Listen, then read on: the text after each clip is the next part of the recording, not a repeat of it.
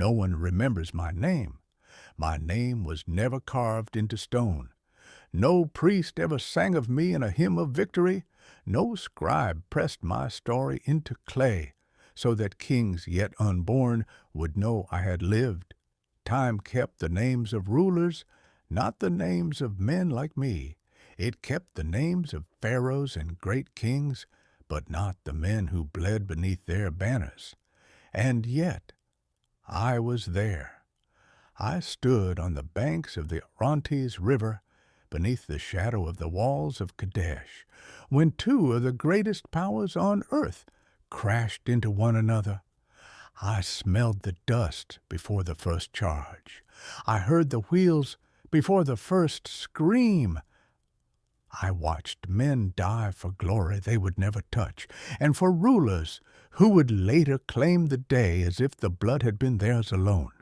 So I will tell you of Kadesh, not as the victors carved it, not as priests recited it, not as kings wanted it remembered. I will tell it as one who was there. I was one of the chariot commanders of the Hittite army, and what happened at Kadesh was not merely a battle. It was a collision of worlds, a contest of pride, a trap sprung by men who thought they could control fate and nearly lost everything to their own success. And long after the dead were stripped from the field, it became something even greater than war. It became a battle over memory itself. Scene 1. The collision of two worlds. That day was not simply the meeting of two armies on an open plain. It was the meeting of two empires, each convinced that history belonged to it. From the south came Egypt, rich and ancient, ruled by a pharaoh who believed the gods themselves had marked him for greatness. From the north came Hittite, hardened by war, bound together by kings who understood that power did not survive by beauty or monuments, but by force, patience, and fear. And between them stood Kadesh. If you know only the name, you may imagine just another city of mud brick walls and crowded streets. But Kadesh was not merely a city. It was a hinge upon which kingdoms turned. It sat near the Orontes, like a hand closing around the throat of Syria. Trade passed through it. Armies passed through it. Influence passed through it. Whoever held Kadesh could project power across the lands between Anatolia, Syria, and the roads that led down toward Egypt. To lose Kadesh was to lose more than a fortress. It was to lose prestige, leverage, and the right to command the map itself. So both sides came for it, and the man leading Egypt was no ordinary king. Ramesses, son of Seti, whom the Egyptians would later call Ramesses the Great. He was young then, hungry, brilliant in the way young rulers often are, full of certainty, full of theater, full of belief that the world had been waiting for him. He was already shaping himself into something larger than a man, not merely a king, but an image, a living god, a conqueror, a name meant to endure beyond flesh. He did not march north only to take a city. He marched north to prove himself immortal. And our king, Muwatalli, knew it. Muwatalli was not a man of grand monuments or dramatic self-display. He was cautious where Ramesses was bold, patient where Ramesses was eager. He knew that the Egyptians wanted not only territory, but spectacle. They wanted a victory that would echo from temple to temple, carved in stone so deeply that future generations would mistake poetry for truth. So Muwatalli resolved that if Ramesses wanted Kadesh, he would have to bleed for it. Scene 2, the gathering of the trap. We gathered in silence. Warriors came from every corner of Hattie's world, men from Anatolia, from mountain lands and broad valleys. Allied contingents came from Syrian cities and vassal states. Charioteers, archers, spearmen, shield-bearers, men hardened by raids, sieges, and border wars. We were not a single people in the way the Egyptians liked to imagine themselves. We were a coalition, an empire stitched together by treaties, fear, loyalty, and necessity. But on that day, we were one army. I remember the camp before the battle, fires burning low, horse tack laid out in rows, bronze fittings glinting faintly in the evening light.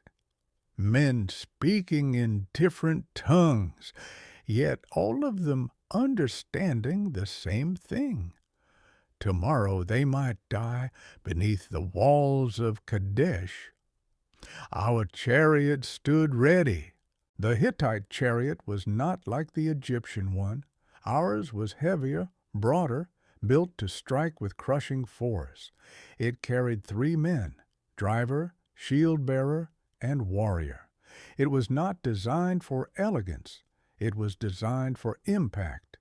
When our chariots moved together, they did not skim across the battlefield like birds. They came like a collapsing wall, and we hid them. That was the brilliance of Muwatalli's plan. We did not wait in plain sight, banners fluttering, inviting Ramesses to choose his ground. We concealed ourselves behind Kadesh, masked by terrain and distance, hidden from the advancing Egyptians. We let the land lie to them.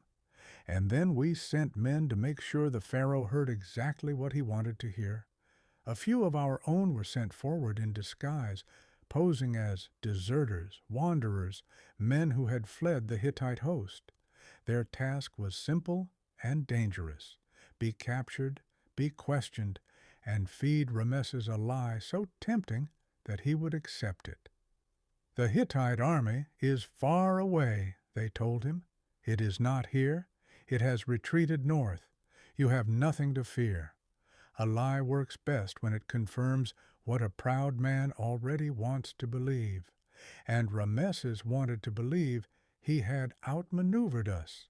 He wanted to believe that the enemy had lost its nerve, that the campaign would end not with a desperate struggle, but with a triumphant entry, that Kadesh would fall before him, and the gods would once again prove his greatness. So he believed the lie, and in believing it, he walked straight into the shape of our hands. Scene 3. Egypt stretches too thin. Ramesses did not advance as a single, compact fist. His army was divided into 4 great divisions, named for the gods of Egypt: Amun, Ra, Ptah, and Seth. On papyrus that looked formidable. 4 divisions, a disciplined force, a royal army marching beneath divine names. But war on papyrus is not war on earth. On the ground, his army was stretched over miles of road and dust. The divisions were separated from one another, each advancing at a different pace, broken by terrain, distance, and overconfidence. The Pharaoh pushed forward with his leading force, while others lagged behind. Egypt, for all its power, had become a body with its limbs too far from its heart, and the heart had moved too far ahead. Ramesses reached the area near Kadesh and began to make camp. He believed the danger was still distant. He believed there was time to rest, to prepare, to arrange the army at leisure. But the Ra division had not yet fully arrived. The other divisions were farther back. He was exposed. I remember the moment we knew. Dust rose in the distance. Bronze caught the light. Orders moved through our ranks, low and urgent. Men tightened straps. Horses stamped and snorted. Drivers took their reins. The warriors climbed aboard. There is a strange silence before battle, not true silence, but the kind in which every small sound becomes sharp. Leather creaking, a horse breathing, a bronze rim scraping wood, someone whispering a prayer to a god he is no longer certain can hear him. Then the order came, and we moved. Scene 4. The storm breaks. When hundreds of chariots begin to roll at once, the earth itself seems to recoil. The wheels bit into the ground. Dust erupted behind us. Horses strained into harness. Men shouted over the thunder of movement. We surged forward from concealment like something unleashed from the land itself. Our first target was the Raw Division. They were still marching, not fully prepared for battle, not formed for impact, not braced for what was about to hit them. Their shields were not all raised. Their line was not set. Their minds were still in the rhythm of marching, not the violence of survival. Then we struck.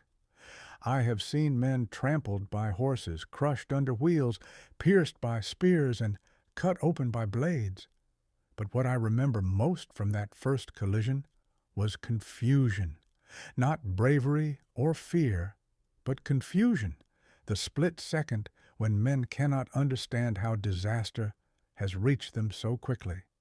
One moment the Egyptians were marching beneath their standards, the next our chariots were inside them.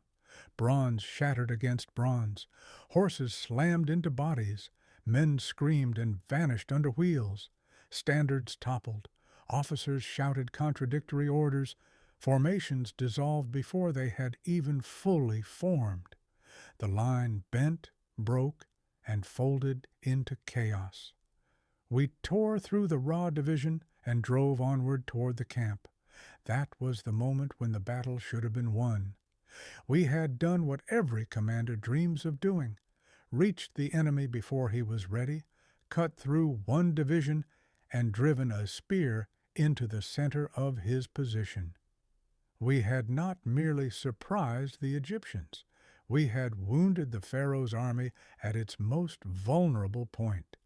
Ramesses' camp erupted into panic. Tents collapsed, servants ran, pack animals broke loose, men shouted for units that were no longer where they were supposed to be.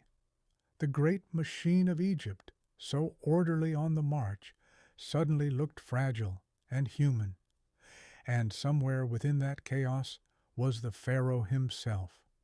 For one terrible moment, it seemed possible that the king of Egypt might die there among torn tents and churned mud, not in a glorious duel, not under the gaze of gods, but in confusion, trampled by the consequences of his own arrogance.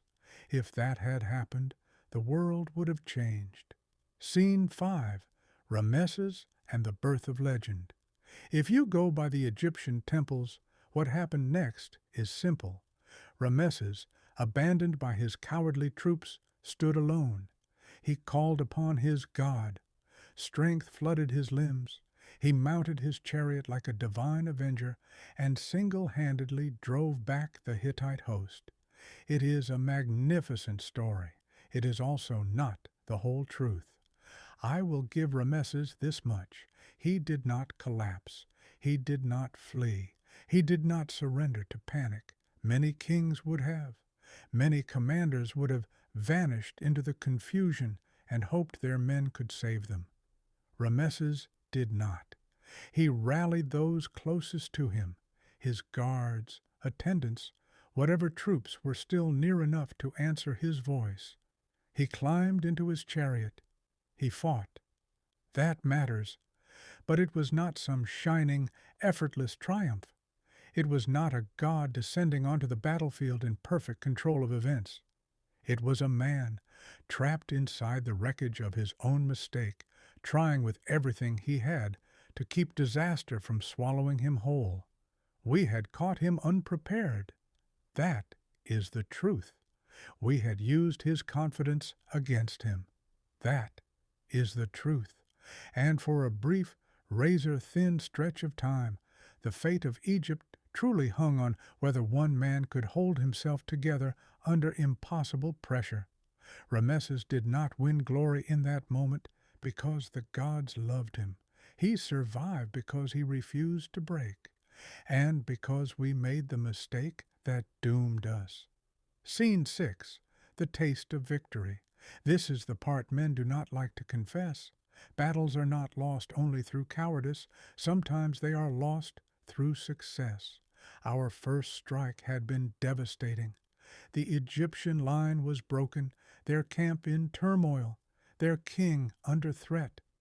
Men who moments before had been disciplined, soldiers now saw wealth lying before them: armor, weapons, supplies, ornaments, captives, animals, treasures taken on campaign. Plunder. It is an old temptation and a powerful one. After all, what is victory to many soldiers if not the right to take from the defeated? Men who have marched, starved, bled, and watched friends die do not always think first of strategy. Sometimes they think of survival. Sometimes they think of reward. Sometimes they think the battle is already over. Some of our units began to loot. Some turned away from the greater task and toward the immediate reward. Discipline frayed, momentum fractured. What had been a hammer blow became 100 separate impulses, some pressing forward, some breaking formation, some scattering into the camp. And in war, a few stolen moments are enough to change everything. Instead of finishing the Pharaoh, we paused. Instead of crushing what remained of his resistance, we celebrated too early. We had seized victory by the throat and then loosened our grip. That was all the time Ramesses needed. Scene 7. The tide turns. While our order dissolved, Ramesses recovered. Survivors regrouped around him. Stragglers found their officers. Reinforcements began to reach the field. The divisions that had been too far behind to save Egypt at the beginning were now close enough to keep it from collapsing entirely. And the battle changed shape. What had begun as an ambush became a struggle for survival on both sides. The Egyptians were masters of a different kind of chariot warfare. Their chariots were lighter than ours, faster, more agile. Where our vehicles hit with weight and force, theirs maneuvered with speed. On open ground that mattered. In broken fighting around the camp and riverbanks, it mattered even more. They began to strike back, not as a single clean line, but in bursts, in pockets, in desperate local fights that spread across the field like fire through dry grass. Men who had been hunters a moment before now found themselves hunted. Chariots that had thundered forward in triumph now struggled to turn, to regroup, to survive. The field dissolved into fragments of battle. No one standing inside it could see the whole shape any more. Scene 8. Hell on the banks of the Orontes. There are things war teaches you that no priest can explain and no king will ever admit. The songs speak of courage, banners, glory, and divine favor. They do not speak of the smell, blood in the sun, mud churned with dung and sweat, leather, fear, iron, wet earth, horses foaming at the mouth. They do not speak of the sounds either, not just the clash of bronze, but the sounds men make when they are no longer trying to be brave. I remember broken spears half buried in the ground, wheels splintered and lying at impossible angles, horses screaming with such human terror that it still visits me in sleep, men slipping in mud that was no longer only mud. One of my men had his arm torn from his shoulder. I saw him staring at the wound as if it belonged to someone else, then trying with the other hand to hold the reins anyway. Another lost his shield and fought on with nothing but a spear and the fury of a man who knew that if he stopped moving, he would die. A horse crashed into a ditch and dragged its chariot sideways, spilling its crew into the path of oncoming wheels. An Egyptian boy, he could not have seen more than a handful of campaigns, thrust a spear at me with both hands, shaking so hard I thought he would drop it. I do not know if I killed him or if someone else did. I only remember his eyes, terrified, furious, young enough to still believe that kings knew what they were doing. The Orontes watched all of it in silence. The river kept flowing while men drowned in armor at its edges. It kept reflecting the sun while empires fought to decide who would own the mud beside it. Nature does not care whose standards fall into its water. That day I learned something no commander should ever have to learn, yet all commanders do. Sometimes the fate of empires narrows to the breathing of a few exhausted men in the dust. Not to strategy, not to destiny, not to monuments, to breath, to timing, to whether discipline holds for one more moment. Scene 9. Who really won? Ask an Egyptian scribe, and the answer is simple. Ramesses won. The gods protected him. He stood alone against overwhelming odds and broke the Hittite assault by the force of his courage. Egypt triumphed. The pharaoh returned in glory. Ask a Hittite who survived the field, and you may hear a different answer. Kadesh did not fall, and that matters. Our goal had not been to annihilate Egypt in a single afternoon, however glorious that might have been. Our strategic aim was to keep Kadesh in Hittite hands, to deny Ramesses the decisive victory he came north to seize.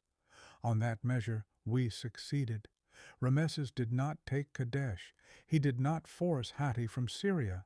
He did not achieve the clean political triumph he had marched north to claim. For all the splendor of the inscriptions he later ordered, the city remained beyond his grasp. And yet, it would be dishonest to leave it there, because we failed too. We had a chance, perhaps the greatest chance we would ever have, to destroy or capture the Pharaoh himself, to break the Egyptian army at the point of its greatest weakness, to turn a tactical surprise into a truly decisive victory. And we lost that chance.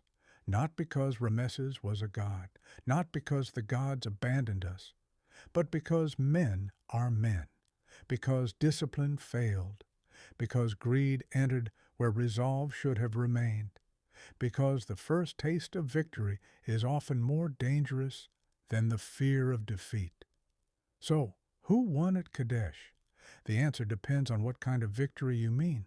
If victory means holding Kadesh, then we won. If victory means surviving a disaster and turning it into a legend, then Ramesses won. If victory means destroying the enemy's will and reshaping the balance of power in one stroke, then perhaps no one won at all. Both empires left the field with enough truth to claim success and enough failure to hide. Scene 10. The war after the battle. Most men think war ends when the killing stops. They are wrong. The second battle begins afterward, the battle over memory. That battle may last longer than the first, and it can be far more effective. Ramesses understood that better than most rulers ever did. He returned home and told the story first. That alone gave him power. He had walls to carve, priests to command, artists to instruct, a kingdom ready to hear that its pharaoh had stood alone against chaos and prevailed. He turned confusion into clarity, survival into triumph, near disaster into divine proof. He did not simply report what happened. He shaped what would be remembered. And that is a kind of victory all its own. Stone is patient. Once a story is carved deeply enough, it becomes difficult to argue with it. A man can die. Witnesses can vanish. Armies can crumble. But stone remains, and generations who were never there begin to trust it more than flesh. That is how legend is made. Not always through lies, sometimes through selection. By showing one moment and hiding another. By praising courage while burying error. By naming survival as conquest. By carving only the part of the truth that serves the crown. I do not say Ramesses was a coward. He was not. I do not say he invented everything. He did not. I say only this. What he left behind was not the whole field. It was the version of the field that could live forever. And perhaps if our own scribes had carved more deeply, if our own kings had sung more loudly, The world would remember Kadesh differently. Perhaps it would remember that Egypt marched into a trap. Perhaps it would remember that the Pharaoh nearly lost everything before he found his footing. Perhaps it would remember that Hatti held the city. But memory, like battle, belongs to those who seize the moment, and Ramesses seized it, closing a truth lost in stone. When I think of Kadesh now, I do not think first of kings. I think of dust, of bronze catching sunlight just before impact, of the crack of wheels over hard ground, of men shouting in languages that vanished long ago, of a camp collapsing into chaos, of the moment we believed we had already won, of the moment we realized victory could still slip through our fingers. I saw Ramesses not as a god, but as a man under unbearable pressure, trying not to let the world watch him break.